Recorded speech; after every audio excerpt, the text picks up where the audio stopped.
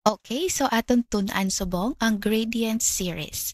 Hindi ka mo ma-confuse sa gradient series, isa lang ni siya gyapon ka klase sang annuity. Pero it's a special type of the annuity. Let me explain. So may ara duwa ka grupo ang annuities. Kinatawag ang isa uniform annuities, ang isa naman gradient annuities. Ang natun-an naton sang nanligad amo ni ang ordinary annuity, annuity due, deferred annuity, and perpetuity. Belong ni sila sa uniform annuities tungod nga sang definition nga may ara sila nga equal payment at equal interval. So ang ordinary annuity as a review, ang payment siya ara sa end sang kada period or sang first period. Ang annuity due naman niya, ang payment niya is ara sa beginning sang first period. Ang deferred annuity is the payments na nagsugod after sang mga pila ka delay like 2 to 3 years. Kag ang perpetuity is the equal payments nga nagapadayon forever. So subong aton tun-an ang gradient annuities. Very easy lang ni ang gradient annuities. So take note, hindi siya equal ang payment. Payments are not equal, pero ang changes is predictable. So mayara lang duha ka klase ang gradient series, mayara ta arithmetic gradient and geometric gradient. Hapos lang ni siya ninyo nga ma-differentiate kag masaulo kay ang arithmetic gradient naga-focus lang siya sa increase or decrease sang fixed amount. And ang geometric gradient naman niya naga-focus sa increase or decrease sang fixed percentage. Okay class, reminders, magambal ta gani a gradient may ara ginatawag nga increase or decrease, pagtaas or pagnubo sang payment. Amo na ang gradient. Sige, so kadto kita sa arithmetic gradient. So again, ang arithmetic gradient, payments change by a fixed amount. For example, dere ang 100 may gradient ta nga $25. So kada tuig may saka nga $25. Example 100, dayon nag 125, dayon nag 150, dayon nag 175. Pero kung inyo man-notice class, ang aton nga cash flow is a combination of the uniform annuities and the gradient annuities. Kumbaga, ang gradient ginadugang lang siya sa imo nga annuities. Nagets nyo lang? So for example, this one, ang 100 is amo ni. So ang ini siya nga gindugang nga cash flow, amo na siya ang gradient. So it means ang gradient ginadugang lang sa cash flow sang annuity. That's why amo na siya. Kag kung papangitaon ka mo sang total nga present, o silingon, i-add nyo lang ang cash flow sang annuity kag ang cash flow sang aton nga gradient. Nagets nyo lang? Okay, so kung ninyo pagid ma-notice, are, may note din nga nabutang, the gradient series by convention starts in year 2. So paintindi ko sa inyo. Kung ninyo na-notice, nag-add ta sang $25 at year 2 na. Are, year 2. This one or this one. Kaya nga by convention, ang gradient naga-start sa year 2.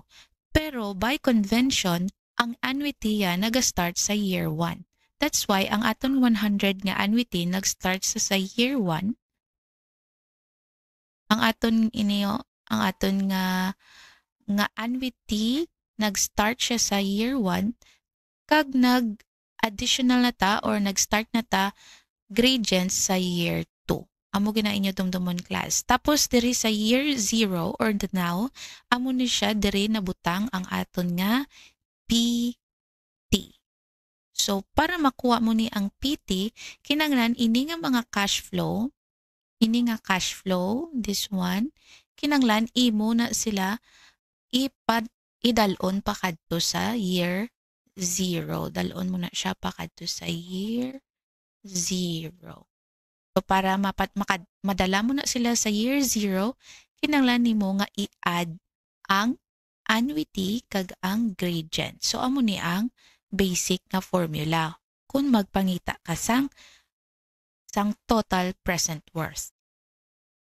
Kag amo naman ni ang basic nga formula kung mangita ka sang total future worth. I-add mo man gyapon. So again, ang gradient hindi mo madugang kung wala ka sang existing nga annuity. Kinanglan si annuity, si uniform annuities, kag si gradient annuities, maupdanay sila sa imo nga formula. Agets lang? So arigaan ta ka mo example.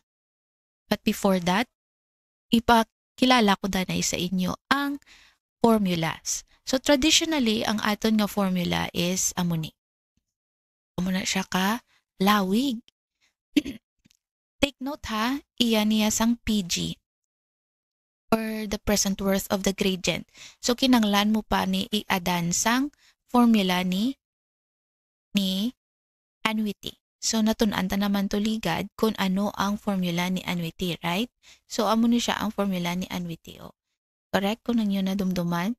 So ina siya nga formula, ini nga formula para nga makuha nimo si total present worth, kinanglan i-addan mo ni siya, i-add nimo ini nga formula dito. So okay lang. Aperte na kalawig, no? And then may formula man ni si future annuity, right? Kag ini ang future gradient naton, i-add mo man siya. So mo na siya ang concept nga ginatawag naton. Pero sa board exam, hindi ko ni ma-advise nga amo ni inyo nga sa ulohon. At least nakita nyo lang nga amo na gali ang traditional formula naton. So mahimo ta or ang pinaka-advice ko nga pwede ninyo gamiton is the calculator technique. So i-introduce ko sa inyo ang calculator technique nga magamit ninyo para hindi na kamo mag-ayawan sa ulo sini. Okay? So ano ang calculator technique sini? Kung ninyo nakita, amo ni ang formula ni annuity. So si A ni sa babaw, aton lang na siya nga islan.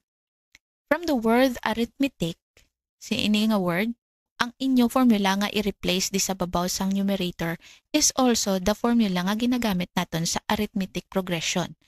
Kung nadumduman nyo, natun-an nyo ni ang arithmetic progression, amo ni ang iya nga formula. Kinatawag ni siya namon nga lanid. Lanid. Pero, ang kinanglan tadi is anid lang. This one. Amo lang niya ang aton kinanglan. Kag amo ni ang aton i-replace, ibutang dere sa numerator. Alo lang ni siya imo lang ni siya nga guide. Pero, ang mga letters nga ini aton inaislan. Si small a aton islan sang A, amo ni siya ang mag-stand for the annuities or the regular or the equal payments, ang equal payments at equal interval. Kag i-ada naton si N, amo ini siya ang aton nga X, ang X value dere sa siya na ang X value dereho. Okay? Amo ni ang first payment. Take note, this is the first payment and this is the last payment. So, hindi ka na mag-worry sang value ni X kay ari na dinabutang. Amo ni siya ang time sang imo nga pag-pay. And then, si D, siya ni ang aton nga gradient. Okay? So, kung imo i-plus star, amo na ni ang itsura sang aton nga arithmetic gradient formula. And take note, ano na ni siya? PT. Hindi mo na kinanglan nga mano-mano pa-add sang PA plus PG, kundi calculator technique na lang gamiton mo, automatic na gina-add ang PA plus PG sang sini nga formula. As you can notice, ari di ba? Si G naton plus or minus. Depende na siya kung anong ginahambal sa problem, kung increasing siya or decreasing. Kung increasing, positive. Kung decreasing, negative. And then, amo naman ni siya dayon ang aton nga formula for total future worth. Amo lang na siya ang aton nga gamiton. Very easy lang no, compare sa imo nga isauluhon ining traditional nga formula. Amo lang ni ang akon nga masuggest Kag amo ni ang nami ninyo nga gamiton kag ma-apply during the board exam. Example number 1.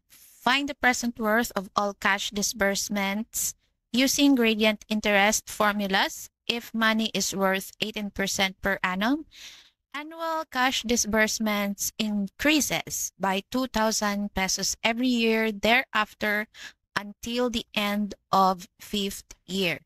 The first cash disbursement amounts to 7,000. So, ano magsiling disbursement? Disbursements meaning payment. Ang cash nga imo ginapagwa. So, ang aton daw pangitaon is the present worth of all cash disbursements. So, meaning, ang aton ginapangita is PT. Correct? Kay ang present worth of all cash disbursement. So, ang aton nga given diri, ang aton nga gradient is 2,000. Ang clue is the word increases. So, every year ko no, naga-increase 2,000. And ang aton nga annuity is 7,000. Why 7,000? Because 7,000 is the first cash disbursement. Ang 7,000 amo ni ang una nimo nga disburse, ginbayad nga cash. So, diri na siya matupa sa year 1 ang 7K. The time is 5 years. And ang aton nga interest is 18%. This is actual. Ma-consider na nimo siya nga actual interest because of the word annum. 18% over 1. 18% man gyapon. So ang aton nga required is the present worth or the total present worth. So ang aton nga formula nga gamiton, since nga ang aton nga gradient is the increasing of a fixed amount nga 2,000 pesos, ang aton nga gradient nga gamiton nga formula is ang iyasang arithmetic gradient. So amo ni ang aton nga formula. Aton lang isupply ang needed sa formula. A, 7,000 plus x minus 1 times positive 2,000 gradient tungod kay increasing and 1 plus 0.18 raised to x. First payment is 1 and the last payment is 5. Kung ato na siya i-cash flow, ang atong ginapangita is ang total present worth of all, of all cash disbursements. So, ang atong daw nga first payment, amo ang 7,000. So, siya ni ang ginatawag naton nga base annuity. So, diri na siya matupa sa 7, sa 1. So, since siya ni ang base, buot silingon, diri sa year 2, 7K, may 7K man ta, na ang base. 7K. And then, ang aton nga gradient is must start ang payment sa year 2. Correct? So, ma-add na tadi sang 2K. 2K. Pag abot sa year 3, ang total nila nga 2K, madugangan pag ang total nila nga 7 plus 2 is 9K, madugangan pag isang another nga 2K.